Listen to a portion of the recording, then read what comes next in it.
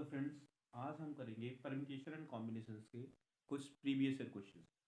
चलिए शुरू करते हैं। हमारा पहला क्वेश्चन है, what is the number of days that 4 boys and 3 girls can be seated so that the boys and the girls sits alternate.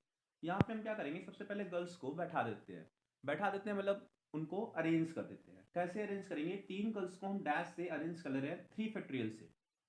और अगर हम इसके बाद देखें तो हमारे पास 4 गैप्स बचते हैं। अगर हम इन्हीं 4 गैप्स पे बॉयज को बैठा दें या फिर बॉयज को अरेंज कर दें तो हमारे गर्ल्स एंड बॉयज क्या देंगे, अल्टरनेट हो जाएंगे। यही क्वेश्चन की नीड है।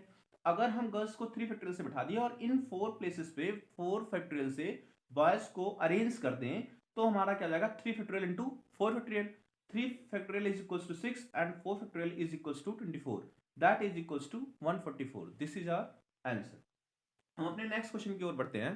हमारा नेक्स्ट क्वेश्चन क्या है कि what is the number of diagonals which can be formed by joining the angular points of a polygon of 100 sides. चलिए एक एग्जांपल देखते हैं। ऐसा देखिए, अगर हमारे पास कहीं भी 2 पॉइंट्स हैं, अगर हम 2 पॉइंट्स को ज्वाइन करते हैं तो हमेशा हमें क्या मिलता है, एक लाइन मिलता है। अगर ऐसी बात करें तो इससे अगर हम मानते हैं यहाँ पे 4 पॉइंट्स हैं, तो 4 पॉइंट्स में से अगर हम कोई भी 2 पॉइंट्स लेंगे तो हमेशा हमें एक लाइन मिलेगी। अच्छा, ये लाइन क्या हो सकती है, डायगोनल भी हो सकती है और साइड भी हो सकती है। लेकिन हमसे क्वेश्चन में क्या पूछा हुआ है कि भैया हमें सिर्फ और सिर्फ डायगोनल की बात बताइए। अगर हमारे पास 100 साइड्स है, 100 पॉइंट्स हैं, तो उसमें 100 साइड्स होंगी। अगर लेकिन हम 100 पॉइंट्स में से कोई भी 2 पॉइंट चूज करते हैं, कैसे सेलेक्ट करेंगे? 2 पॉइंट 100 में से कैसे सेलेक्ट करेंगे? 100 C2 से। तो हमें यहाँ पे क्या मिल जाएगा? 100 C2 क्या इंप्लाई करता है कि कोई भी 2 पॉइंट्स अगर हम लेते हैं 100 में से तो हमें एक लाइन मिल रही है। हाँ, वो लाइन हमारी साइड भी हो सकती है और क्या हो सकती है, डायगोनल्स भी हो सकती है। तो अगर इन टोटल लाइंस में से हम साइड्स को माइनस कर दें तो हमें क्या मिल जाएगा, डायगोनल, जो कि हमारा आंसर है। तो अगर 100 पॉइंट्स था तो हमें यहाँ पे कितने साइड्स मिल रहा है, 100। तो इसमें से क्या कर देंगे, हम टोटल लाइंस में से साइड्स को क्या कर देंगे, माइनस कर देंगे, जिससे कि हमारा आंसर हमें मिल जाएगा। बस यही हमारा आंसर जाएगा। हम नेक्स्ट क्वेश्चन की ओर बढ़ते हैं। हमारा नेक्स्ट क्वेश्चन क्या है कि in how many ways can the letters of the word gloomy be arrange so that the two ओज शुड नॉट बी टुगेदर। अगर हम नॉर्मल सी बात करें ग्लूमी वर्ड की, तो हमें पता है ग्लूमी वर्ड से कितने ढेर सारे वर्ड्स बन सकते हैं, मतलब या फिर कह सकते हैं कि कितने तरीके से हम इसको अरेंज कर सकते हैं।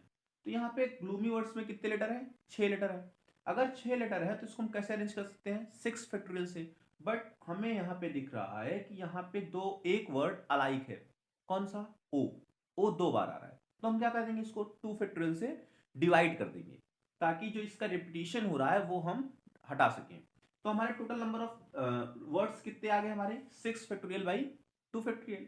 अच्छा, अगर हमें बात करें कि भैया जब दोनों वर्ड ओ साथ में हो तो कितने वर्ड बनेंगे, उसके लिए हम क्या करते हैं ना, जब कभी भी ऐसी बात आती है कि 2 वर्ड साथ में, 2 लेटर्स साथ में हो, तो हम उनको एक धागे से बांध लेते हैं।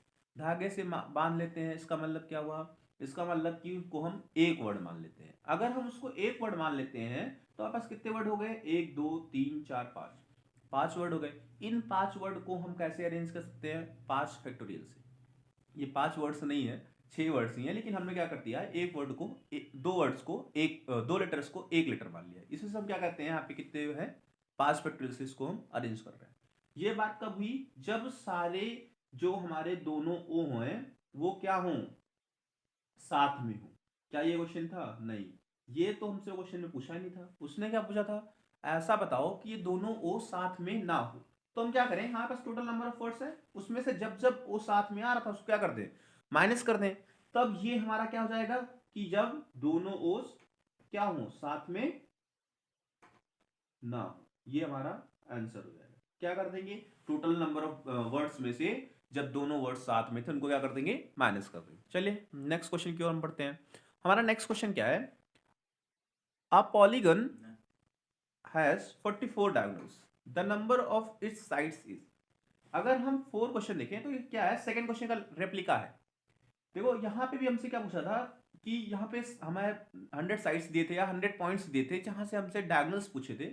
लेकिन यहाँ पे क्या कर दिया, पहले से डायगोनल्स दिया हुआ है और आपसे पूछा है कि बताओ कितने साइड्स होंगे। मान लेते हैं कोई पॉलीगन होगा जिसके n साइड्स होंगे। अगर n साइड्स होंगे तो या n पॉइंट्स होंगे तो उनमें से कभी भी हम 2 पॉइंट्स अगर सेलेक्ट करते हैं NC2 से तो ये क्या जाएगा, हमारे टोटल नंबर ऑफ लाइंस होगी। अगर इन लाइंस में से हम साइड्स को माइनस कर दें तो हमें क्या मिल जाएगा, डायगोनल्स।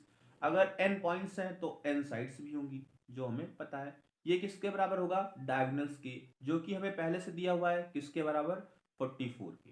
तो अगर हमें मिल गया क्या, NC2 minus n equals to 44, यहाँ से हम आसानी से n की वैल्यू निकाल सकते हैं। ठीक है, चलो उसको सॉल्व कर लेते हैं। NC2 means n factorial by n minus 2 factorial upon 2 factorial minus n equals to 44।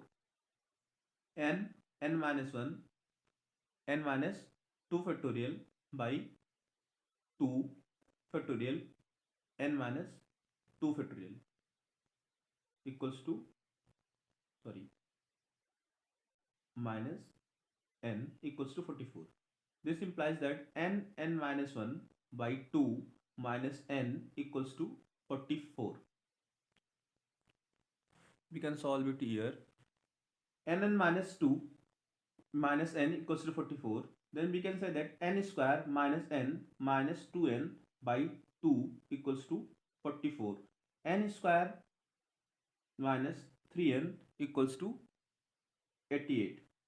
n square minus 3n minus 88 equals to 0. If we substitute it, then we get n square minus 11n plus 8n minus 88 equals to 0. If we take n common, then it gets n minus 11 plus 8 n minus 11. n plus 8 n minus 11 is equals to 0. If n plus 8 is equals to 0, then we get n equals to minus 8, and if n minus 11 is equals to 0, then we get n is equals to 11. And as we know that the the number of points cannot be in negative, then we can say that the n is equals to 11 is our right answer. So हमारा answer क्या जाएगा, n equals to 11, ये हमारा answer जाएगा। हम बढ़ते हैं अपने नेक्स्ट क्वेश्चन की ओर पे। हमारा नेक्स्ट क्वेश्चन क्या है, what is the number of ways that a cricket team of 11 players can be made out of 15 players. ये तो बहुत आसान सा सिंपल सा क्वेश्चन हो गया। अगर हमें 15 प्लेयर्स हैं हमारे पास, उसमें से 11 प्लेयर्स को सिलेक्ट करना है, तो कैसे सिलेक्ट कर सकते हैं, बहुत आसान है। सबसे पहले क्लास में यही पढ़ते हैं कि कैसे सिलेक्शन करते हैं। कैसे सिलेक्शन कर सकते हैं, कॉम्बिनेशन से।